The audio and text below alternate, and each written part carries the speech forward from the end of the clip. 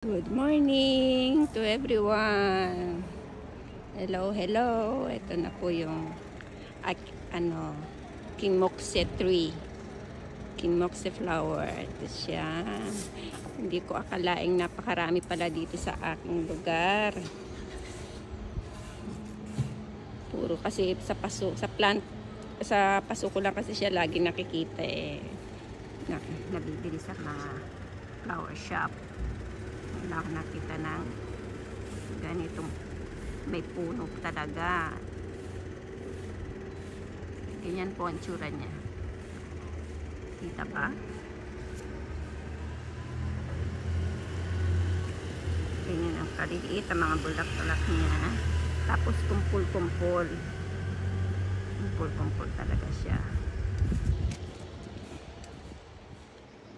Ganda. At kahamay natin.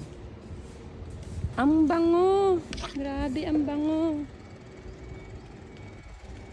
Ang bango-bango.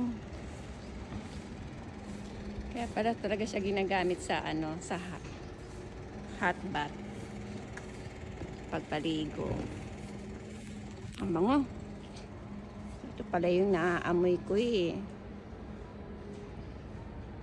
Ito pala siya. Akala ko kasi yung mga puno dito is puro cherry blossom. Marami din pala ditong Kinmoxie. Nagulat talaga ako. Hindi ko.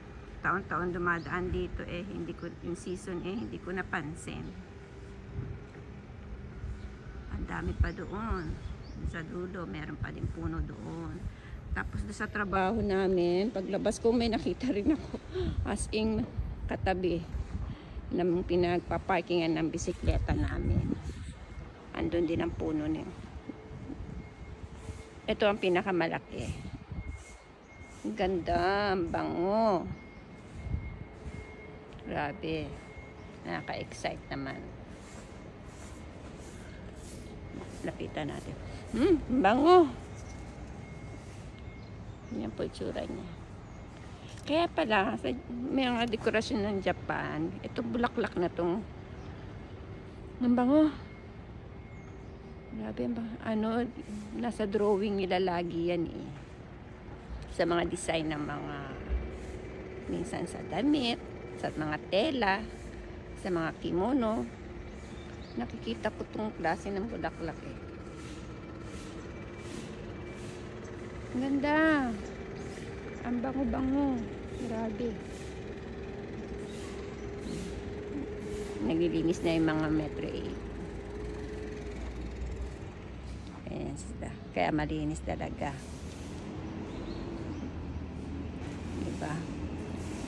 Inaagapan nila talaga kahit mga dahon ng basura dyan sa mga park. Inaagapan ng linis. Yan, kaganda ang palakad ng gobyerno ng Japan. Very nice. Kaya malinis lagi. Yan lang po. Thank you for watching. Maraming laging salamat sa inyo. Pasensya na kung hindi po agad ako nakaka-reply. Pag may oras po ulit. Thank you for watching. Bye!